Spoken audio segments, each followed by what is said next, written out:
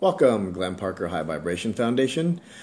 I want to talk about a number of different things today, but primarily I'm going to focus on Earth being a grand experiment by immortal beings made of light and love. That would be you watching. And I know sometimes you don't feel like a mortal being made of light and love, and sometimes the day is a little challenging, and maybe not. Maybe you're kind of getting in that eddy where you're following your excitement. But you hear it from all these different entities, from TReb, from Adronis, from, I don't know if it was Kidioki. He's more of a geneticist, and he talks about a lot of other things, but Bashar and the Pleiadian collective, and on and on and on and on and on. And now you're hearing from the founders, which could be called the seeders from Bashar's race, and other races, the ones that are our mothers and fathers, if you want to call it that, as we are the mothers and fathers genetically of Bashar's race and the YahYel and Kidioka's race, which is the Pleiadian. And the idea that Earth is a grand experiment, that you are an immortal being that elaborated with other immortal beings and went, hey, let's do something new. Let's see if this is possible. What would you think if we went and completely forgot that we were immortal beings in a timeless reality, and we were born on a planet, and we were to go through our incarnational trajectories through that process? Wouldn't that be interesting to see if we could survive this process from going in a forgetting a plane to coming out of it and actually going into a remembrance and remembering that we are immortal beings in a timeless reality, to see if that's possible without blowing up the planet or any other number of funny looking things. And in our incarnational paths in this universe, we've done this. This is the third planet. First planet, to my understanding, is Marduk. Some people call it other things, depending on whom is speaking about it. Other one is Mars. And stick with me here. And the last one is Earth, so far. And from what everybody is saying, that we're in the most probable outcome will be love and light. And if you want to hop on that bandwagon, then you need to follow your highest excitement. And there's tons and tons and tons of tools to get that done. Bashar is the threshold of believability. There are any number of other tools for meditation and visualizations and visual tools as well to get that done. It's not what this video is about, but they are out there. Seek them out or message me, and I'm happy to point you in the right direction. So, if you are an immortal being, as a supposition, if you are an immortal being in a timeless reality, would that make a lot more sense than just a random occurrence of nature on this planet and all these different occurrences of UFO sightings, which are the YahYel and other species coming and going, hey, wake up humans, wake up, it is possible. There was a major Japanese airport recently in the last couple of years that was shut down because there was a UFO sitting in the sky. If you go online, there's people from the Air Force that have come forth now to say, hey, and even from the Federal Aviation Society, the one for like air traffic controllers, said, hey, we couldn't say anything then because they would have thought that we weren't wound too tight if you were talking about UFOs. And and then you have all these Air Force pilots, and you have all this documentation and all this other information that's coming out. You have information on the Great Pyramid coming out, some of the information I've talked about earlier that shows secret doors or hidden doors that are in places that are just mind-blowing, that had to only be built when the pyramid was originally built. Steel on these doors, and there wasn't steel manufactured by man when the Great Pyramid was built. No matter who you believe and as to when it was built, there wasn't steel at that time or any kind of metallurgy that anyone was aware of. So,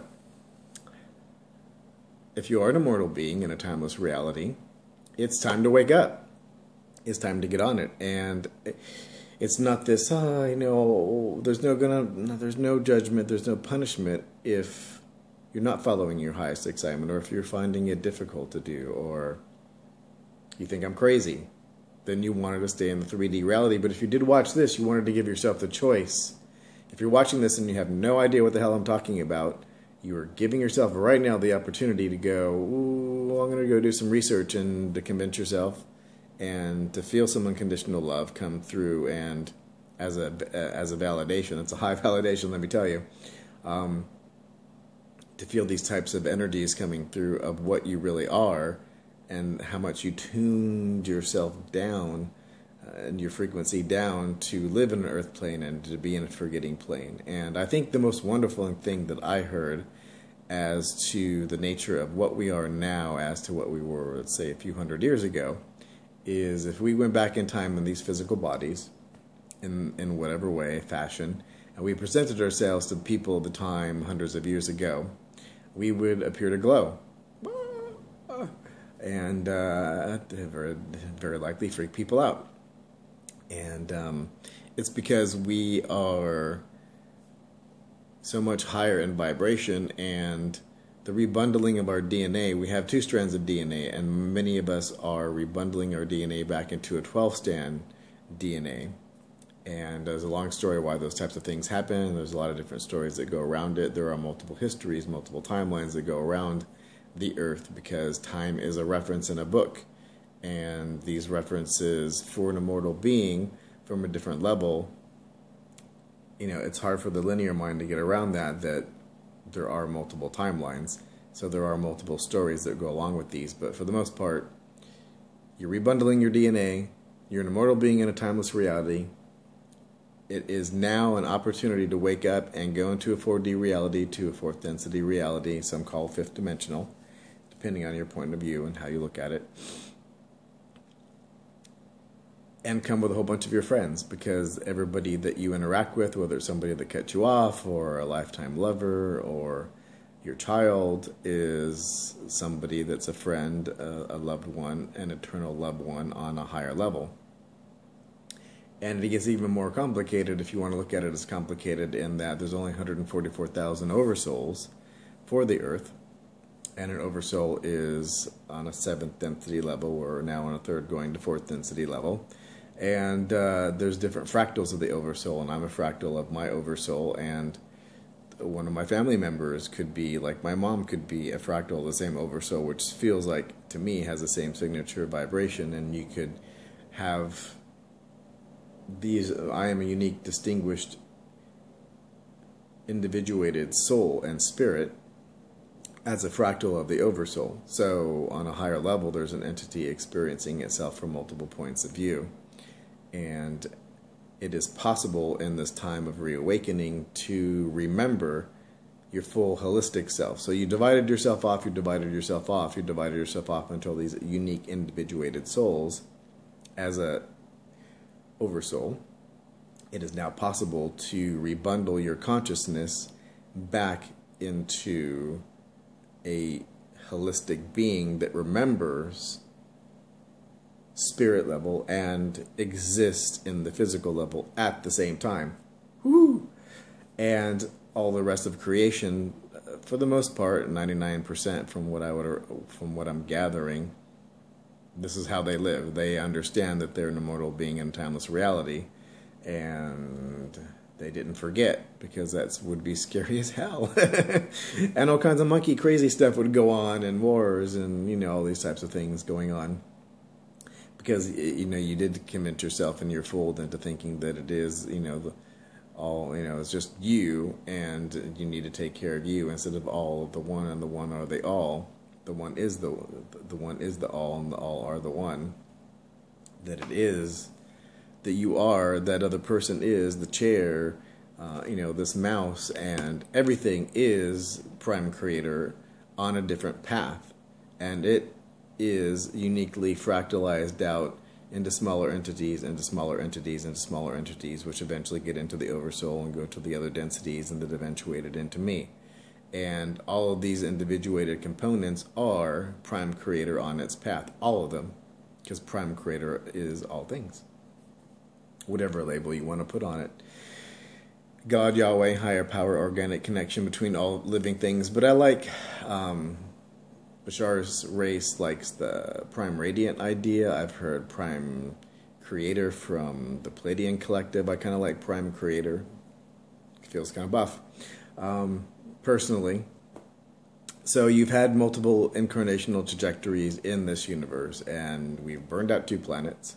And there are other timelines that the Earth has been blown up and all these other cool things, and that we're already enlightened and have gone. And there's other timelines on the Earth that, you know, we wouldn't even recognize, that are so dissimilar to our own. And because it is Prime Creator infinitely experiencing itself on different paths.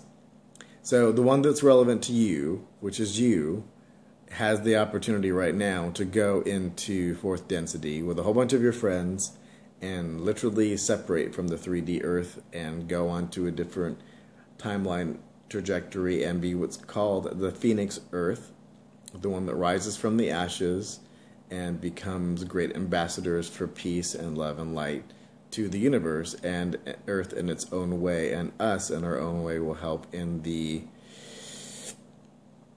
evolution of this entire universe by which of what we're doing right now. And I know for me there's a lot of challenges, and you know, everybody has their own unique challenges. It's something that they wanted to experience, and don't let those get in the way. You know, boo hoo hoo.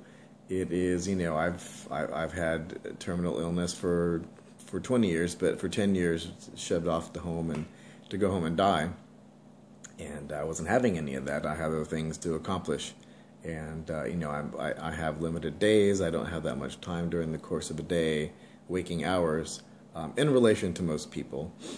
And my physicality is pretty good. And, you know, I'm in pain a lot of days. But that's the challenge I put there for myself to see if that was possible to go through. So I must be a really old soul, because I put a whole bunch of stumbling blocks in the way of going through 4D reality, and so far so good. It's all good. So I just wanted to share, and I hope that wasn't too much rambling. That's a lot of information in there. If there's any questions, please let me know. I do life coaching and spiritual coaching and business mentorship. If you have any questions, please reach out to me. I'm always happy to do an hour session without cost, just to see if we're an energetic match. And forgive the background. I have in the process of moving, and there's like boxes back there that you can see. I think that's a light table back there, but there's stuff everywhere, but I didn't want to let that get in the way of the idea that I had today. Thank you very much for watching Love and Light, and if you have any questions whatsoever, please do reach out, whether it's in the messages here, you know, down below, in the comments. If you want to be more private, you can send me a personal message. We'll keep it private, and I'll send you some information. If you're feeling a tug toward this information, it is your higher self on a higher energetic level, which would be the 5th density, going, hey, this is what we wanted to do in this lifetime. This is what we wanted to do in this lifetime. You know, go this direction. Check this out. You know, if you're watching this information and you don't already have all this information, or a lot of this doesn't already make sense to you, and it's just reaffirmation, then it was a push toward this information. I had the same thing last year, where I came across Bashar, a short little tiny clip in a very, very large video that was an hour long, and I went on YouTube and checked him out, and then for 30 days, all I did is look up stuff on Bashar and like entities, and that was, you know, and I could just feel the energy going through this. So if you're feeling any kind of tug toward this information, and the fact that you're watching this, if you're not already immersed in this type of information, please do some research for yourself, because it will give you the opportunity. And if you go, oh, crazy, I don't want anything to do with this, then move on. And, you know, no worries. There's no judgment on any level, because it is your personal choice to be here. And when you return to the spirit level, there's no judgment whatsoever from yourself or from any other entity. So no worries. Thank you very much, and have a lovely day. Love and light.